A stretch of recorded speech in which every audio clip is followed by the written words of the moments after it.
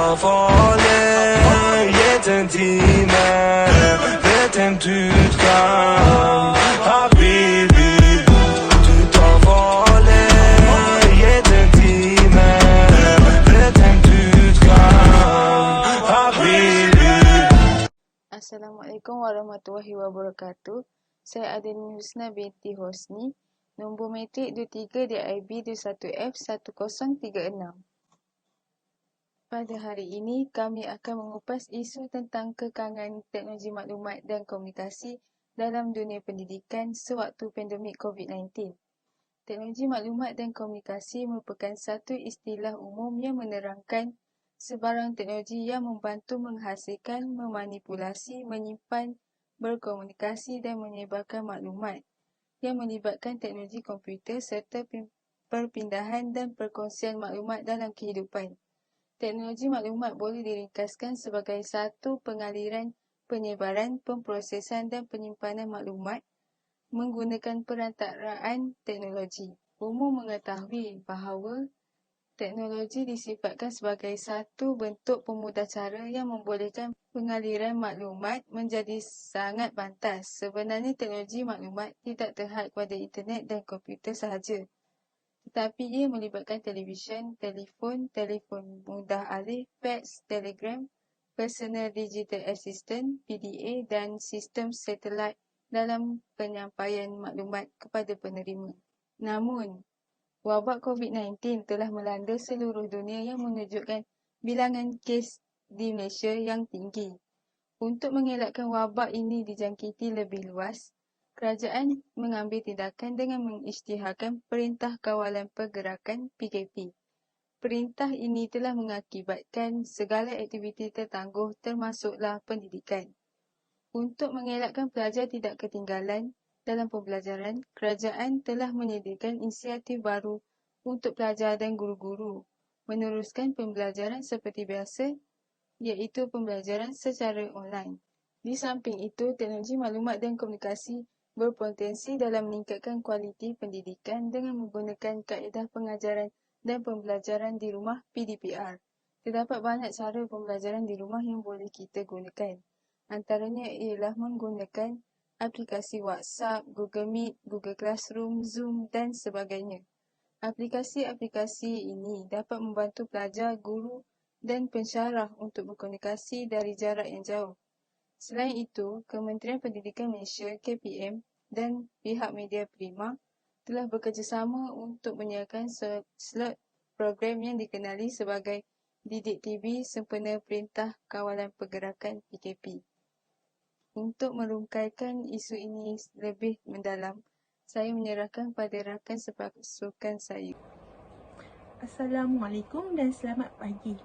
Saya Nur Syahmina binti Abdul Aziz bernombor metrik 23 DIB 21F1046. Saya akan menjelaskan lebih lanjut mengenai konsep teknologi, maklumat dan komunikasi. Terdapat 3 asas penting dalam penggunaan teknologi maklumat dan komunikasi, iaitu ia dapat mengumpul maklumat bagi menyunting sesuatu video dengan menggunakan teknologi. Contoh yang boleh kita perhatikan iaitu dengan menggunakan komputer, ia dapat merekod bunyi, imej dan boleh dijadikan sebagai pengesan gerakan.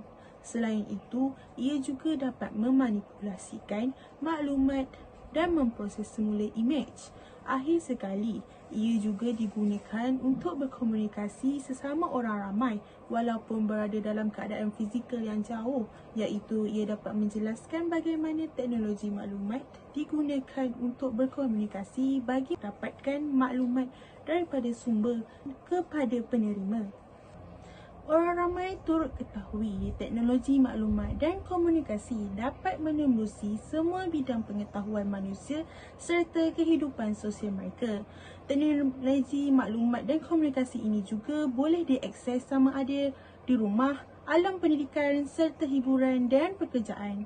Ia juga dapat mengubah proses mental orang ramai bagi memperoleh pengetahuan.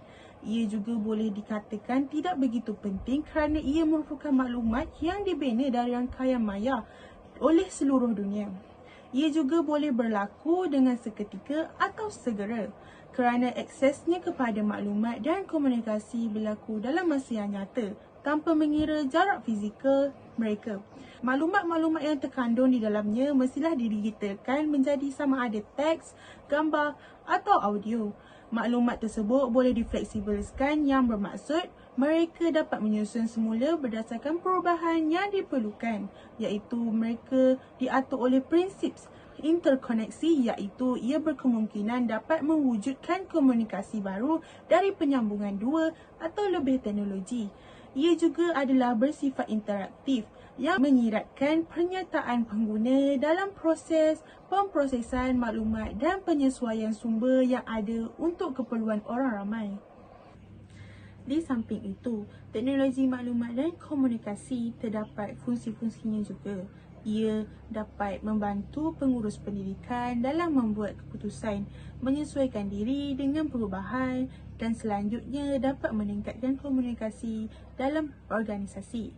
Hakikatnya, teknologi maklumat dan komunikasi sangat membantu dan menolong pengurus sekolah untuk berfungsi dengan lebih cekap, berkesan, mudah, cepat dan membuat keputusan yang baik yang melibatkan maklumat, proses dan kerja seperti pendaftaran pelajar, pelbagai rekod, kawalan inventory, jadual waktu, option guru, bilangan waktu mengajar, hal yang berkaitan dengan peperiksaan, pembelian stok dan sebagainya. Ini bersesuaian dengan pendapat Loudon and Loudon pada tahun 1997 yang menyatakan sistem maklumat dan komunikasi adalah komponen-komponen yang bersepadu yang mengumpul dan menyimpan maklumat bagi membantu organisasi membuat keputusan, merancang, mengawal dan menganalisis. Pada masa yang sama, teknologi maklumat dan komunikasi turut terdapat kekurangannya, iaitu kos bagi penggunaan internet pada setiap bulan meningkat kerana pelajar-pelajar perlu mengakses kepada platform belajar seperti Zoom dan Google Meet menggunakan internet. Disebabkan perkara itu, ibu bapa perlu menambahkan kos internet di rumah mereka agar anak-anak mereka dapat peluang untuk belajar secara alam maya dalam keadaan pandemik COVID-19 yang melanda sekarang ini.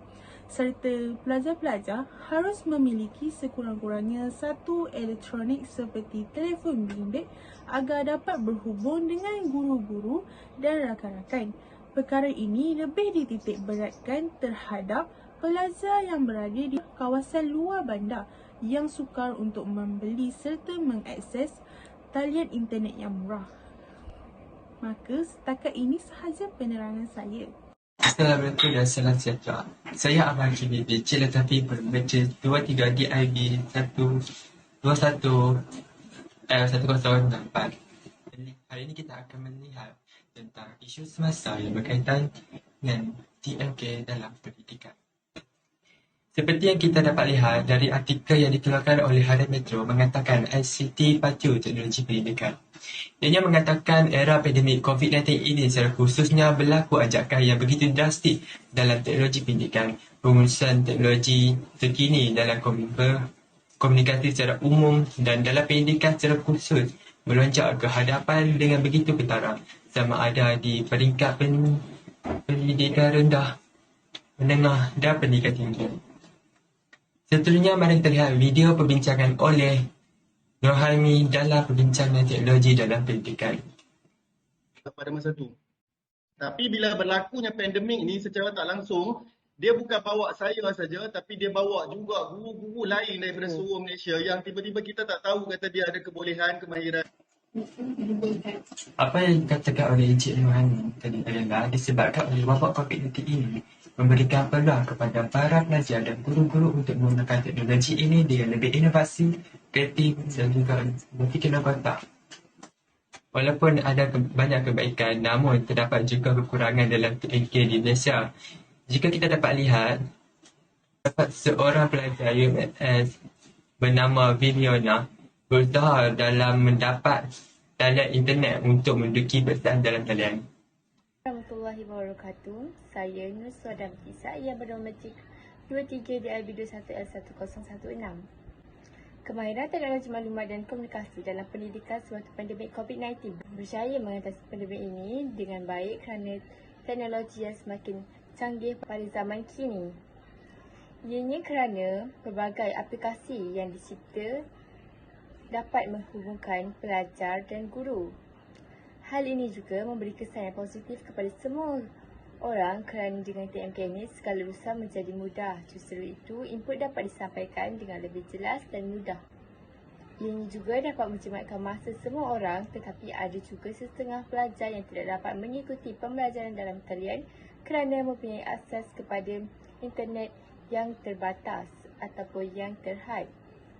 Harapan saya ialah semoga TMK dapat berkembang dengan lebih maju ke hadapan agar negara dapat bersaing dengan negara-negara maju di luar sana.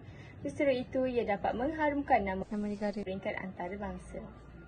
Dan kesimpulannya ialah teknologi maklumat dan komunikasi TMK yang diintegrasikan ke dalam bidang pendidikan mampu membawa satu perubahan yang positif kepada golongan pendidikan serta pelajar, sekaligus mampu melahirkan guru dan pelajar yang celik teknologi pada masa akan datang.